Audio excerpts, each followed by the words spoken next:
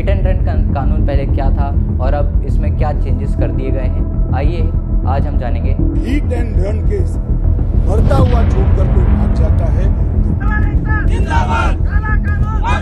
तो उनसे पूछे बगैर ये निर्णय ले लिया गया। एक ड्राइवर से कम 5 जन 6 जन 10 जन है, वो बेचारे उसी से अपना रोजी रोटी चलाते हैं।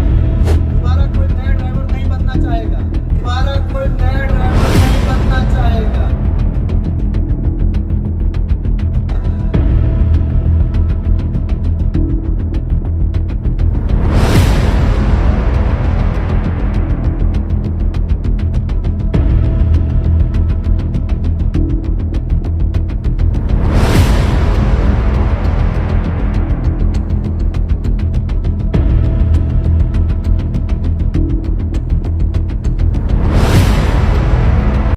हेलो दोस्तों, क्या हालचाल, नमस्कार, सत श्री अकाल। तो चलो बिना टाइम बर्बाद किए आज हम लोग बात करने वाले हैं कि सभी ड्राइवर्स हड़ताल क्यों कर रहे हैं। सभी कमर्शियल व्हीकल्स के ड्राइवर, ट्रांसपोर्टर्स एक न्यू हिट एंड रन कानून के चलते हड़ताल कर रहे हैं। तो आइए जानते हैं कि ये कानून क्या है, क्या इस पुराने कानून में तब्दीली कर दी गई है। पहले जब हिट एंड रन का केस सामने आता था तो अगर आप विक्टिम को मौके पर बिना पुलिस या किसी को इन्फॉर्म किए भाग कर जाते हैं तो आपको सिर्फ 2 साल या कुछ जुर्माने की सज़ा का प्रावधान था, पर इस सज़ा में तब्दीली करके अब इसे 10 साल की सज़ा और 7 लाख रुपए का जुर्माना कर दिया गया। पहले ये काउंट होता था आईपीसी के साथ, आईपीसी के कुछ सेक्शंस होते हैं उनके साथ ये काउंट होता था, और अब इसको बदल कर दिया गया है बीएनएस का सेक्शन 1062।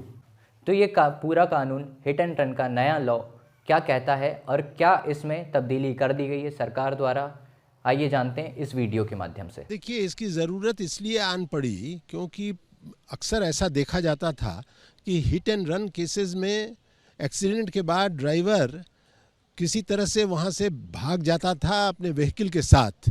सो उसके बाद उसको आइडेंटिफाई करना और पकड़ना बहुत मुश्किल हो जाता था।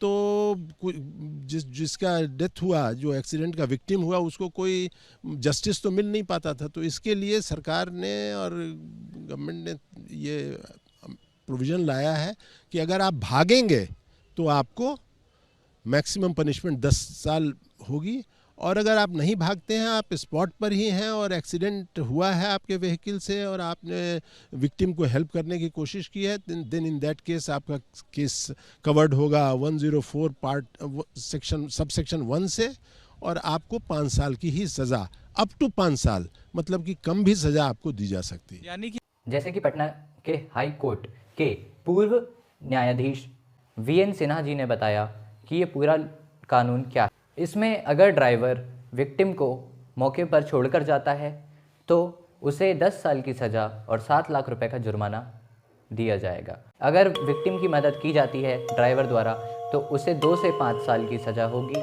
2 से 5 साल मतलब मिनिमम 2 साल की सज़ा होगी और कुछ जुर्माना लिया जाएगा उसके माध्यम से, और यह काउंट होगा बीएनएस के माध्यम से।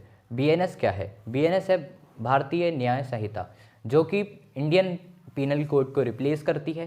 पहले यह कानून ब्रिटिश एरा के टाइम पर बनाया गया था, जिसको अब हटाया जा रहा है और उसकी जगह पर लाया जा रहा है बीएनएस, भारतीय न्याय संहिता, जिसमें काफ़ी सारे कानून में तब्दीली कर दी जा रही है और कुछ कानूनों में तब्दीली हो चुकी है, और जिसमें से एक कानून है अपना हिट एंड रन लॉ का।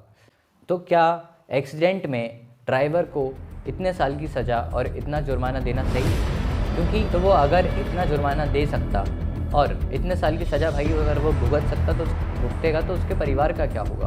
क्योंकि अगर आप भी अपनी बाइक, कार, ट्रक या फिर कोई भी व्हीकल का इंश्योरेंस कराते हैं तो उसमें थर्ड पार्टी इंश्योरेंस भी होता है, जिसमें अगर आपके द्वारा किसी आदमी का एक्सीडेंट होता है तो उसमें उसको भी आपकी इंश्योरेंस के द्वारा पैसा मिलता है।